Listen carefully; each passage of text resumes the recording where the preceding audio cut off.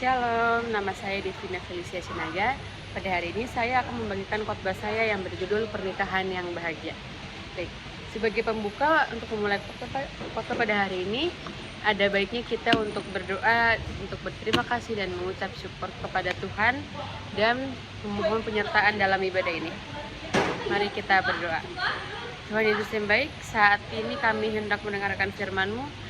Berilah pengetahuan dan bimbinglah kepada hamba-Mu ini, agar apa yang Engkau firmankan dapat hamba sampaikan sesuai dengan kehendak-Mu. Bukalah hati dan pikiran kami untuk mendengarkan firman-Mu. Kiranya firman-Mu ini dapat menjadi berkat bagi kami. Bicaralah Tuhan, kami sudah siap menerima firman-Mu. Dalam nama Tuhan Yesus Kristus kami berdoa dan mengucap syukur. Amin. Khotbah saya kali ini mempunyai judul Pernikahan yang Bahagia. Pernikahan yang bahagia itu bagaimana? Apakah hanya menikah dengan seseorang yang kita sayang, kita cintai, atau menikah dengan seorang yang kaya raya, yang selalu jalan-jalan ke luar negeri, atau yang selalu memberi semua hal yang kita mau? Tentu tidak. Tapi yang dibilang bahagia, bahagia. Tapi itu semua kalau dalam duniawi. Lalu bagaimana kalau menurut firman Tuhan? Baik, saya akan masuk kepada khotbah saya pada hari ini. Ya, setiap pasangan suami istri yang baru membina rumah tangga pastinya berharap agar perjalanan pernikahan mereka berjalan dengan baik dan bahagia. Meskipun badai konflik dalam rumah tangga akan selalu ada. Walaupun kita menikah dengan seorang yang sudah berpacaran lama dengan kita ataupun dengan orang yang kita cintai, namun kemesraan dalam pernikahan harus diusahakan dan tidak muncul secara otomatis. Dan caranya adalah dengan menerapkan prinsip-prinsip firman Tuhan untuk menopang sebuah rumah tangga yang kokoh. Saya ingin menyampaikan terlebih dahulu yang tertulis dalam 1 Korintus 7 ayat 3-5, yaitu yang pertama, saling memenuhi kewajiban sesuai ayat yang ketiga. Firman Tuhan berkata, hendaklah suami memenuhi kewajibannya terhadap istrinya, demikian pula istrinya terhadap suaminya. Ini bukan berarti tidak bisa bertindak sesuka hati terhadap istrinya. Kewajiban bukan sebatas kebutuhan biologis, tapi kepada tugas dan tanggung jawab masing-masing. Suami mengasihi istri dan memberi nafkah, sedangkan istri menghormati suami dan menjadi penolong bagi suami. Kedua, menjadi satu tubuh sesuai dengan ayat yang keempat. Firman Tuhan berkata, suami tidak berkuasa atas tubuhnya sendiri, tapi istrinya. Ada dua hal yang dapat kita pelajari dalam firman Tuhan ini. Yang pertama yaitu tubuh istri bukan miliknya sendiri, tapi milik berdua. Artinya saling memiliki, saling merasakan, dan saling memelihara. Lalu yang kedua adalah pasangan berhak menyerahkan tubuhnya kepada orang lain tidak berhak menyerahkan tubuhnya kepada orang lain yang bukan istri atau suaminya. Lalu poin yang ketiga adalah hidup bersama dan membangun mesbah doa keluarga sesuai dengan ayat yang kelima. Firman Tuhan berkata, janganlah kamu saling menjauhi kecuali dengan persetujuan bersama untuk sementara waktu, supaya kamu mendapat kesempatan untuk berdoa. Dalam Matius 26 ayat 41 mengatakan, berdoalah dan berjaga-jagalah. Dan Yakobus 5 ayat 16 mengatakan saling mendoakan. Itu artinya ketika kita berkeluarga harus saling membangun mesbah dalam rumah tangga melalui doa, supaya berkat Allah turun di atas rumah tangga kita. Sebab dengan doa maka segala sesuatu bisa terjadi. Untuk menjalankan perintah Tuhan yang sesuai dengan ayat Alkitab di atas, saya mencoba untuk memberikan hal-hal yang harus kita jalankan dalam kehidupan rumah tangga agar pernikahan itu bahagia. Di sini saya ada 3 poin, dan poin yang pertama adalah kesetiaan sumber hidup. Ketika kita bertengkar dengan pasangan kita, bukan berarti hubungan rumah tangga tersebut tidak layak untuk dinikmati kebahagiaannya, apalagi berakhir dengan perceraian. Karena pada Markus 10 ayat 9 mengatakan, karena itu apa yang telah dipersatukan Allah tidak boleh diceraikan manusia. Ayat ini memberitahu bahwa pernikahan adalah sesuatu yang kudus karena Tuhan sendiri yang mengikat pasangan tersebut menjadi suami dan istri. Dan janji yang mereka ucapkan itu bersifat suci di hadapan Allah. Dan pernikahan menjadi bahagia kalau kesetiaan mewarnai hubungan itu sampai seumur hidup, sampai maut memisahkan mereka berdua. Itu berarti tidak boleh ada perceraian. Tapi memang dalam Matius 19:8 mengatakan, kata Yesus kepada mereka, karena ketegaran hatimu bisa mengizinkan kamu menceraikan istrimu, tapi sejak semula tidaklah demikian. Pada ayat 9, tetapi aku berkata kepadamu, barang siapa menceraikan istrinya kecuali karena zina, lalu kawin dengan perempuan lain, ia berbuat zina. Kenapa ada perceraian keterangan di hatimu? Karena tidak dapat mau taat dengan kehendak Allah, tapi mau melakukan keinginan diri sendiri. Tetapi Tuhan berkata, siapa yang menceraikan istrinya lalu kawin dengan orang lain, itu adalah perbuatan zina. Selain tidak boleh bercerai, Tuhan juga tidak mengajarkan kita untuk berzina. Karena bisa saja suami istri tetap terikat dalam pernikahan, tetapi ada perzinahan dan perselingkuhan. Alkitab menulis bahwa orang yang melakukan perzinahan hukumannya adalah hukuman mati, hukuman maut. Tapi untunglah karunia Kristus melepaskan kita dari segala hukuman yang seharusnya kita hadapi dari apa yang telah kita perbuat. Bolehkah orang yang sudah menikah jatuh cinta kembali?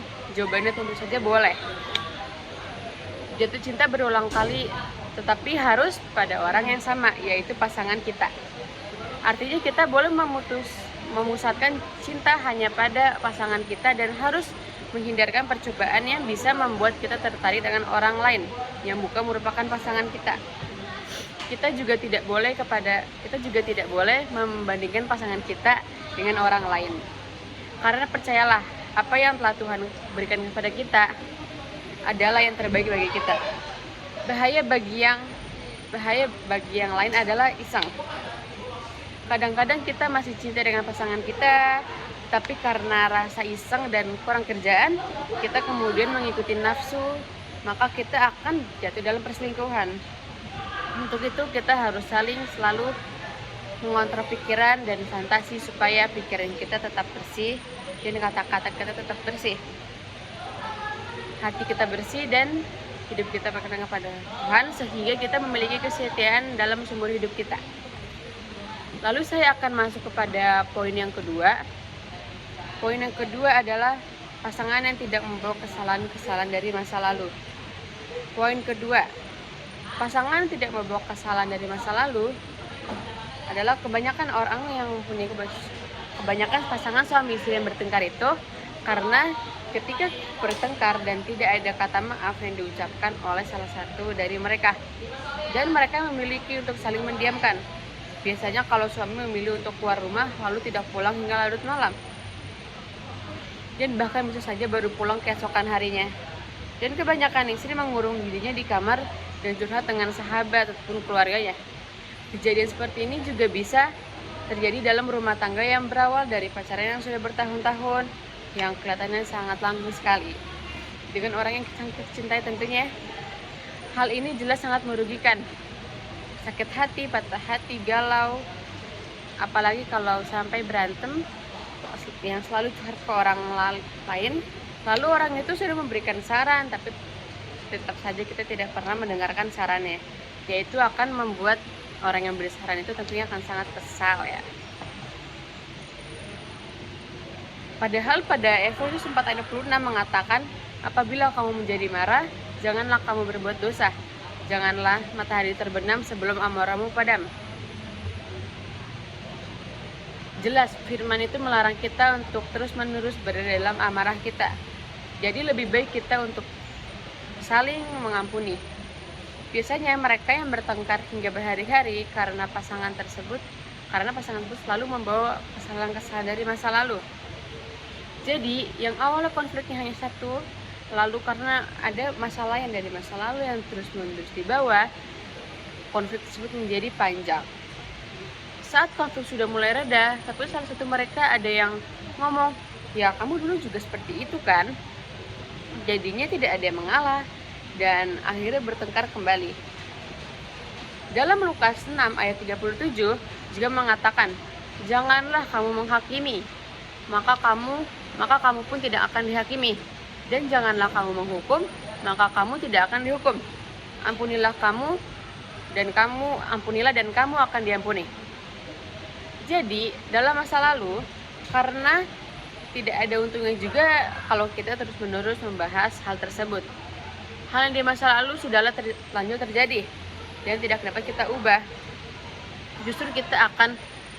Justru akan membuat suasana menjadi tidak enak dan pertengkaran pun akan semakin hebat. Kehidupan setelah menikah dan sebelum menikah sudah berbeda. Menikah itu memulai kehidupan baru bersama pasangan. Berbeda dengan dulu di masa pacaran. Jadi janganlah membawa masalah dari kesalahan yang terjadi di dalam masa lalu.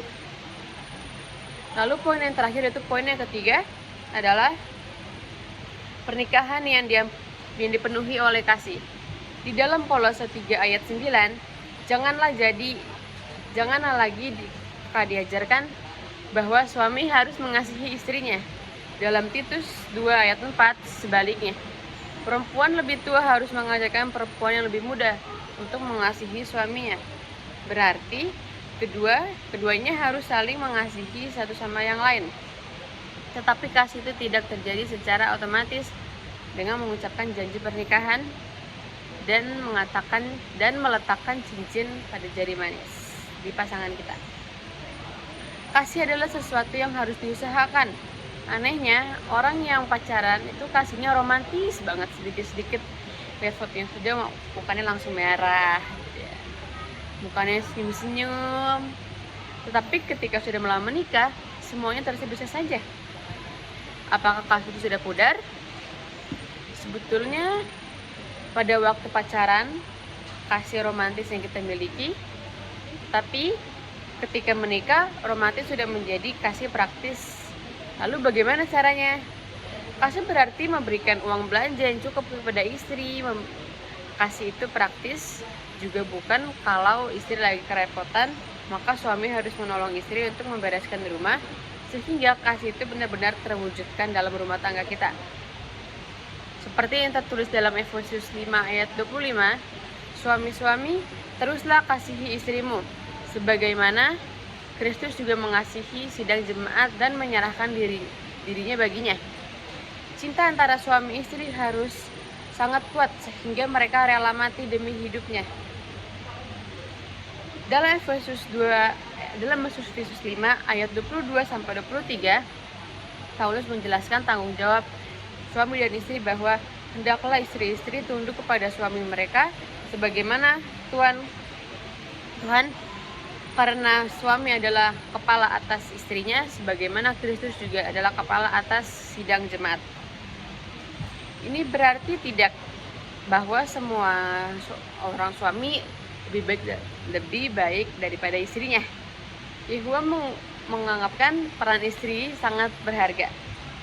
Ini terlihat dari kata-katanya pada Kejadian 2 ayatnya yang ke-18, yaitu tidak baik apabila manusia terus seorang diri, aku akan menjadikan seorang penolong baginya sebagai pelengkap dirinya. Seorang istri perlu menolong suaminya untuk menjadi kepala keluarga yang baik. Sebagai kepala atas sidang jemaat, Yesus mengasihi sidangnya. Suami harus meniru Yesus dengan mengasihi istrinya. Dengan begitu istrinya akan merasa aman sehingga ia akan lebih mudah menghormati dan mendukung suaminya. Lalu dalam 1 Korintus 13 ayat 4-8 tertulis, kasih itu sabar, kasih itu murah, ia tidak cemburu, ia tidak mencegahkan diri dan tidak sombong, ia tidak melakukan yang tidak sopan dan tidak mencari keuntungan diri sendiri. Ia tidak pemarah dan tidak menyimpan kesalahan orang lain. Ia tidak bersukacita karena ketidakadilan, tetapi ia bersukacita karena kebenaran. Ia menutupi segala sesuatu, kepercayaan segala sesuatu, sabar menanggung segala sesuatu, kasih tidak berkesudahan. Nubuat akan berakhir, bahasa roh akan berarti, pengetahuan akan lenyap. Tuhan ingin agar kita mempunyai kasih sejati yang sudah tertulis dalam firman Tuhan tadi. Intinya bukan kasih berdahsyat kalau Anda cantik, kalaupun Anda baik dan Anda kaya, aku mengasihi engkau tetapi tanpa syarat kasih Allah kepada kita. Walaupun engkau berdosa dan penuh kekurangan, aku masih mengasihi engkau dengan kasih Kristus. Orang yang mengasihi akan sabar berarti dia memaafkan pasangannya. Biarkan murah hatinya, suka memberi bunga, memberi hadiah, memberi perhatian. Orang yang mengasihi tidak cemburuan dan tidak curigaan, tapi percaya pada pasangannya, bahwa pasangannya adalah orang yang sungguh ada di dalam hatinya dan dapat memegang integritasnya, tidak mencengangkan dirinya dan tidak sombong kepada pasangan kita. Tidak boleh berkata, kamu dapat saya anugerah, saya dapat kamu musibah. Karena itu sombong. Kasih itu tidak melakukan yang tidak sopan, misalnya memaki pasangan kita di depan umum atau bahkan menampar dia. Kasih tidak mencari keuntungan bagi diri sendiri, tidak egois, tetapi kita juga harus memikirkan apa yang baik bagi pasangan kita, membantu, menolong dia saat dia mengalami kesulitan. Kasih sejati tidak pemarah, tidak terus marah-marah, tetapi kita juga dapat mengekang emosi dan mewujudkan di dalam perhatian yang sungguh tulus. Tidak menyimpan kesalahan orang lain. Banyak pasangan itu menjadi bertengkar satu dengan lain karena masih mengikut hal yang lalu. Mari kita belajar mengampuni dan melupakan semua hal yang pernah kita alami yang tampaknya buruk. Kasih itu tidak bersukacita karena ketidakadilan, tapi karena kebenaran. Kita hidup yang adil, hidup dalam firman Tuhan. Kasih itu menutupi segala sesuatu yang artinya melindungi. Kasih itu percaya segala sesuatu dan artinya ada keras atau dengan yang lain. Kasih itu mengharapkan sesuatu yang terbaik dari pasangan kita. Bahkan kasih itu kekal, kesulitan, tantangan, masalah apapun kiranya tidak melunturkan kasih kita kepada pasangan kita. Dan sebagai kesimpulan, untuk dapat menciptakan pernikahan yang bahagia dan kudus dengan menjalankan yang sesuai diperintahkan oleh firman Tuhan, yaitu yang pertama adalah apa yang telah dipersatukan Allah tidak boleh diceraikan oleh manusia. Lalu yang kedua adalah 3 prinsip utama ajaran Kristus adalah iman, pengharapan, dan kasih. Namun Allah menyebutkan bahwa kasihlah yang utama. Artinya tanpa kasih, iman, dan pengharapan adalah sia-sia. Saling memenuhi kewajiban. Yang ketiga adalah saling memenuhi kewajiban. Firman Tuhan berkata, hendaklah suami memenuhi kewajibannya terhadap istrinya. Demikian pula istri terhadap suaminya. Yang keempat adalah kita harus membangun mezbah dalam rumah tangga melalui doa supaya berkat Allah turun di atas rumah tangga kita. Sebab dengan doa maka segala sesuatu bisa menjadi yang terbaik. Baik, sebagai penutup saya ingin mengajak saudara-saudari untuk senantiasa belajar dan bersandar kepada firman Tuhan di dalam menjalankan kehidupan, terutama bagi yang sudah berumah tangga. Karena tema ini adalah membangun pernikahan yang bahagia. Artinya adalah bagaimana kita dapat membuat pernikahan kita akan selalu bahagia. Demikian khotbah saya pada hari ini. Sebagai penutup khotbah hari ini, mari kita berdoa. Terima kasih Tuhan atas firman-Mu yang Engkau berikan kepada kami.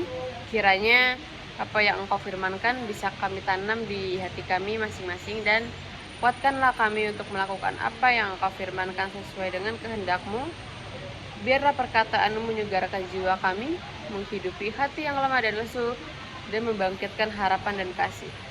Berkatilah kami, agar kami tetap dapat mendapatkan kesempatan mendengarkan firman-Mu kembali. Berkati hamba-Mu yang telah menyampaikan firman-Mu, agar dapat menjadi pelayan yang benar dalam hidup-Mu. Berkati jemaat-Mu di setiap saat, tempat, dan kondisi hidup mereka, agar senantiasa selalu merindukan dan membutuhkan firman-Mu sebagai pelita kebenaran yang memerdekakan dan penghiburan yang menguatkan. Ajarilah kami bahasa firman-Mu, dan bimbingilah kami untuk selalu hidup sesuai kehendak-Mu, agar kami dekat kepadamu. Dalam nama Tuhan Yesus kami berdoa dan mengucap syukur. Amin.